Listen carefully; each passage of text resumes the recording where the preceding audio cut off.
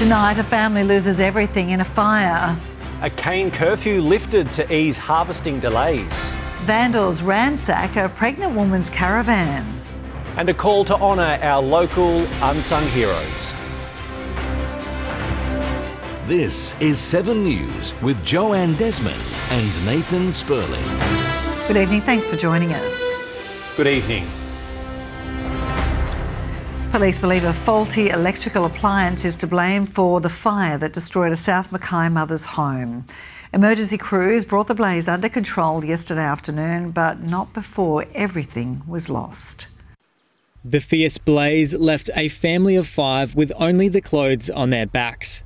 Unfortunate that the entire house was destroyed by fire, and at this stage it's not being treated as suspicious. Police believe it started inconspicuously enough.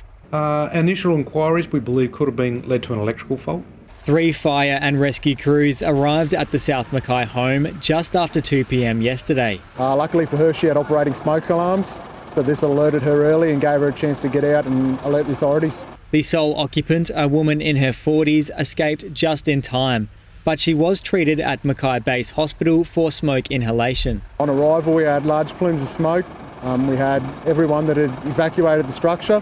So for us, that's a better scenario. A GoFundMe page has been started to raise money for the single mother and 4 children. Hundreds of people online have offered to donate household items. Police have also made efforts to find accommodation for the family. Look, we're trying to get in contact and to provide some housing. It's mainly putting them in contact with other agencies, other referral agencies. Bryn Wakefield, 7 News. Bad weather and equipment breakdowns at sugar mills has caused serious delays for cane harvesting across Queensland. Growers have had to apply for an exemption to continue crushing cane into Christmas, when the season should be wrapping up by now. A curfew on cane trains usually applies during December. We should not be set up to be harvesting cane over Christmas. The cane is bred to be harvested from June to November. It's very difficult to get people to work, and many times it's farmers and farmers' family that fill in those places during that period. But this year, crushing will continue into the new year under an industry exemption, which will allow machinery and cane trucks to operate on roads during the Christmas curfew. The cane growers chairman blames poor mill performance and old equipment. Mills have been breaking down, and that's pushed and so they're not harvesting during that period. As soon as there's a breakdown with the mill, it's just a domino effect. It's an issue that's been impacting the production of sugar in regional Queensland for years. It's been 4 years. They've had time to improve. If we could all have a spanner and get into those mills and fix it, we would. But unfortunately, the mills are old. But an exemption is only a short-term solution. It won't be sustainable for the future. It's just a cost on the growers, it's a cost on the mills because that cane is harder to process. The quality of the cane deteriorates pretty seriously, especially if we get rain. And crushing into January is just, it really is a sad situation. Savannah Burke, 7 News. A busy stretch of Sydney Street will be closed from 6:30 p.m. tonight to make way for new road surfacing. Detours and traffic control will be in place between Gordon and Alfred Streets until 6:30 tomorrow morning. Mackay Council says the existing road is being replaced with new asphalt. Motorists are asked not to park in the area. A Mackay mother is asking for help after her mobile home was ransacked and badly damaged. She's running out of options and needs a permanent place to live for her 3 kids, partner and pet dog, and she's just weeks away from giving birth. Taylor Marie and her family have spent 6 months without a home. But she says things went from bad to worse when thugs damaged the caravan they were living in near Dumbleton. It got vandalised, so they put stuff all through the windows. Police are investigating the incident, which also saw the family's Holden Commodore siphoned of petrol and raided. A complainant reports that both their caravan and their car were damaged after an altercation with a group of people. It's just very devastating because that's our only roof over our head. That was our only stability, and now it's gone. Detectives remain on lookout for the group responsible. Look, we're reaching out trying to find more suspects, so if anybody's got any information, it'd be great if they could contact our Crime Stoppers. For now, Taylor is living day to day in the Mackay CBD. We're currently at a hotel with the 3 kids and the dog and my partner. It's expensive and we can't really afford it. Cost of living forced her out of her rental 6 months ago. We're both young people, we don't do drugs, we don't drink, we don't smoke, just trying to raise a little family. She's been in regular contact with the Community Accommodation Support Agency, but with wait lists full, Taylor wants to see more affordable housing made available. There's got to be something more that the community can do or the government can do to help. She hopes to find a solution soon with a 4th child on the way. Yeah, I'm currently in my 3rd trimester and should be expecting soon. Bryn Wakefield, 7 News. Well, council's calling on locals to help shine a light on the unsung heroes, volunteers and inspirational people in our community by nominating them for a 2025 Australia Day Award. This year there's a new category to recognise those who've helped remove barriers for people with a disability. The award is named in honour of local blind and deaf photographer Brendan Borrellini, who died in August. Nominations are open on the Mackay Regional Council website until January 5. A Queensland woman has completed the trek of a lifetime, helping to raise awareness and funding for research into gynecological cancers. She says it's a journey that's all about women building for women.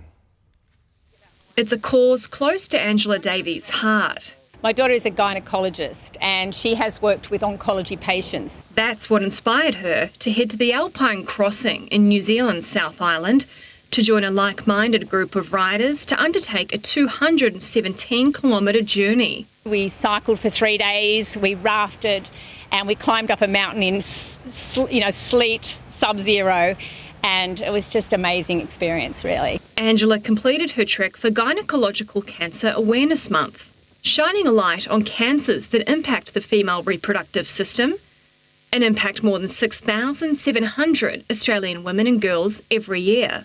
But at the moment, I can tell you we do have a problem. And the awareness is hugely important. Experts say these cancers are often not detected until they have spread, making them more difficult to treat. Angela managed to raise $216,000, roughly $1,000 for every kilometre covered. Most people think that the government gives us funding to do this research, but this funding is very sporadic. Jodie Clark, 7 News. Well, the Prince of Wales and Australia Zoo's own Prince Robert Irwin have joined forces to support conservation. They were in Cape Town together on the 2nd day of Prince William's visit to South Africa and later posted some highlights on social media. I think I'm going to have to do the cheetah. Cheetahs, okay. Very cool, very cool. It's chameleons for me. Oh, the unsung hero, I love them. Robert Irwin is an ambassador for Prince William's Earthshot Prize, which supports sustainable projects around the world. It's a powerful tag team right there, Jo. Absolutely. Well, ahead tonight, kids find out through chalk drawings why we pause on Remembrance Day. And a farm in Eton opening the gates for visitors chasing selfies.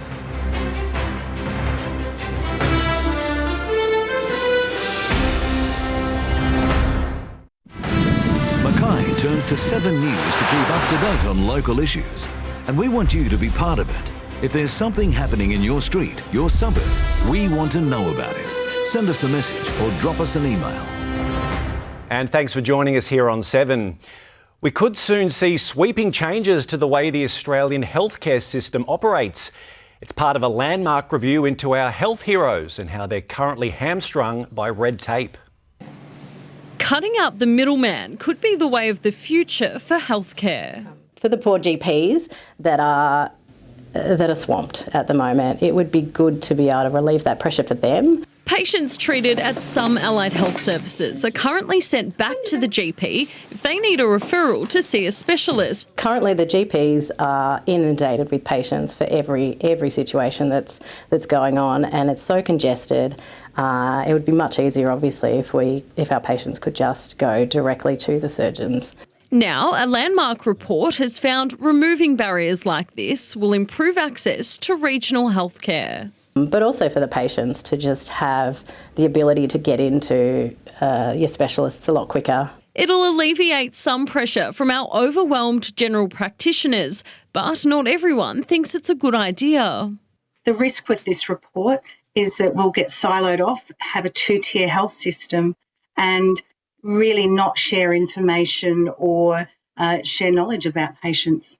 It's now up to the federal government to action all or some of the 18 recommendations. Health Minister Mark Butler says much of the advice requires states and territories and other organisations to jump on board, but a timeline for those discussions is still up in the air. Just because it is a review and there are recommendations doesn't mean it will be adopted nor implemented. Claire Sienta, 7 News. The owners of an Eaton farm have decided to open up their spectacular sunflower field to the public over the weekend. Phil and Francis DeGara say their last event was so successful, they've decided to host another one. They're inviting people to visit the property on Sorbellows Road to pick flowers and take selfies. There'll be food and drink stalls and pony rides. Bookings are essential and can be made on the Brightly Sunflowers Facebook page. Thousands of students across Queensland are using art to find out more about why we pause to remember on Remembrance Day. Chalk murals are being unveiled this week so kids can find a personal connection to a day that unites all Australians. Linking the past with the future. It's a event that encourages students to engage in basically remembering to remember the service of veterans. Young students are expressing their personal stories and knowledge of veterans in a Draw to Remember initiative in the lead up to Remembrance Day. My family's been in the army for many generations. My grandfather, my dad, and my mum is a currently serving member. It's the third year that Queensland RSL has actually done the event. We've got 177 schools statewide with about 14,000 students participating. They're also encouraged to acknowledge their own family's contribution. If every Queensland student can actually deep dive into their family history and know that they have a part in service past, present and what will be the future. Yeah, my great-granddad's actually in the War Memorial in Canberra. And it's not just murals. Students are also writing postcards to veterans in the RSL. I know it's hard for some people when they leave the army, especially with trauma from what they've gone through. So even just knowing that, there are people out there thinking of them. Shina Macbeth, 7 News. Yeah, fantastic. All right, time now to have a look at what's happening in sport. Nath, some more state hockey action this weekend. Yeah, Joe, the under-14 girls indoor titles are happening right here in the Sugar City and the home side would love to medal. And we have a Mackay netballer looking to make the Gold Coast Titans Ruby squad.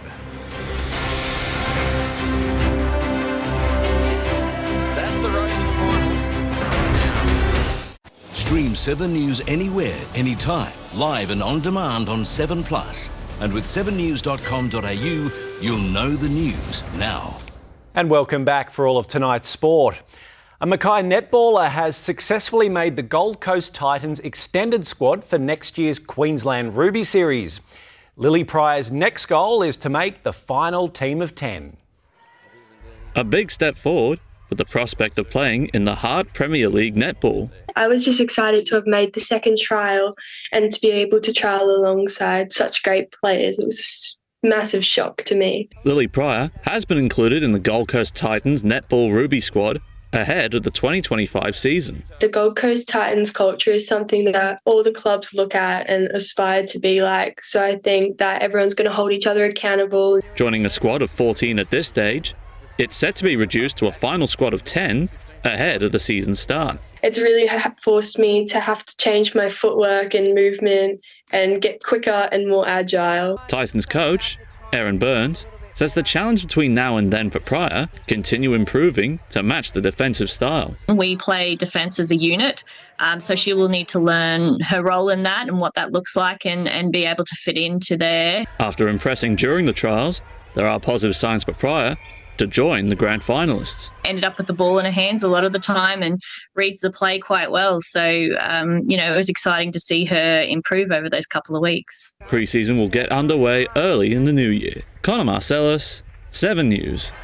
Well, Aussie coach Mal Meninga called him a pioneer of the international game yesterday, but Cowboy Jason Taumalolo won't be holding back against the Kangaroos in the Pacific Championship final.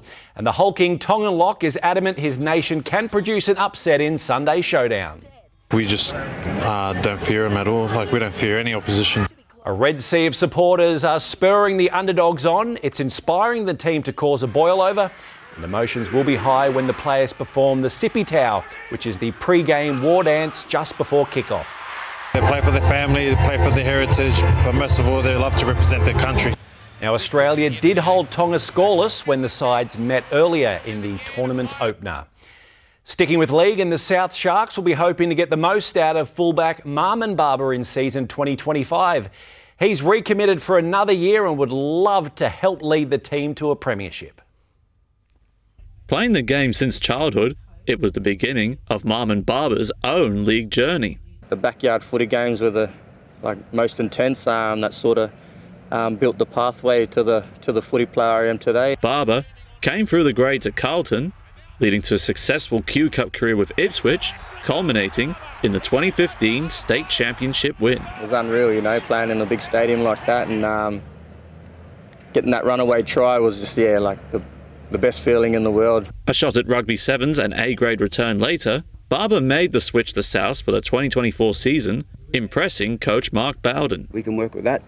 I like how he plays football. I like how he's passionate about how he plays football. That passion, across 9 appearances, led to his selection in the Foley Shield, being named player of the tournament. Just try and give my best and do my best for my mates that I'm playing alongside, and to be named player of the carnival is it's always something special. With pre-season looming for the RLMD, there is one thing front of mind for those involved. He did have a bit of a stop-start season this year due to a few niggles, but when he's right, he just brings plenty to our football team. Connor Marcellus, 7 News.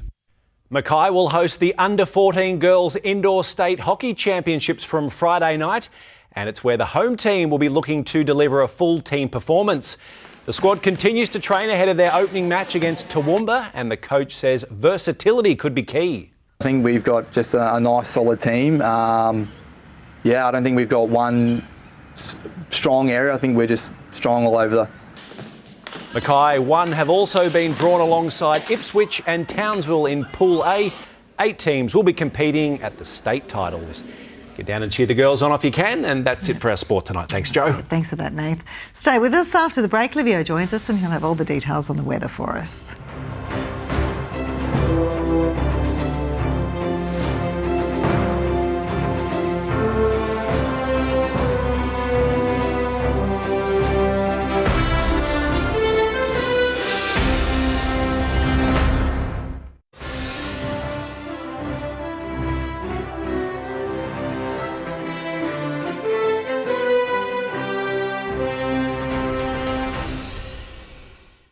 Good evening, Livio. Regano with tonight's weather. The Sunshine State is starting to resemble a wood-fired oven as the heatwave warning area expands coastward and engulfs some of the more densely populated eastern districts.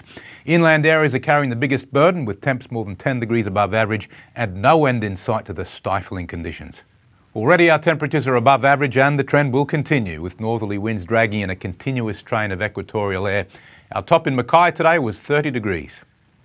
On the satellite loop, the eastern half of Queensland is pretty dry, except, of course, the thunderstorms that blew up over Darling Downs this afternoon. We were expecting those, but a lot more isolated than they have been. And, of course, some more storms further west, just ahead of the inland trough, which you'll see in just a moment. Let's have a look at today's chart. The inland trough is basically the delineator of the heatwave conditions, because ahead of it, the entire state of Queensland is under the influence of those very hot northwesterly winds dragging equatorial air down. It's expanded the heatwave area almost to the coast, and certainly over the southern half of Queensland. On tomorrow's chart, that trough starts to march eastward again. We still got to wait for another cold front to catch up with it before it becomes a problem with thunderstorms. There will be some around.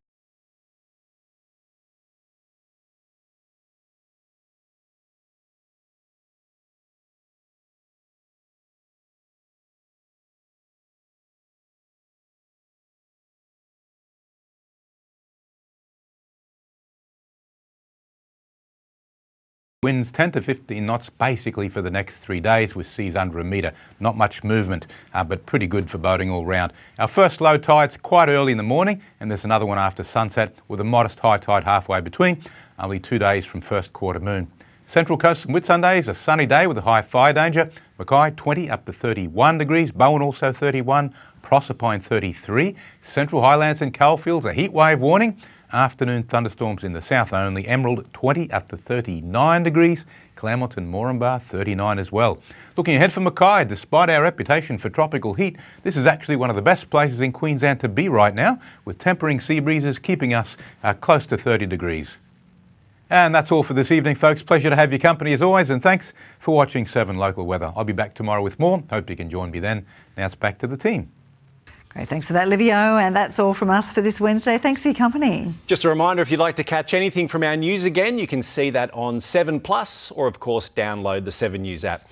So from everyone here, enjoy the rest of your Wednesday night. Good night.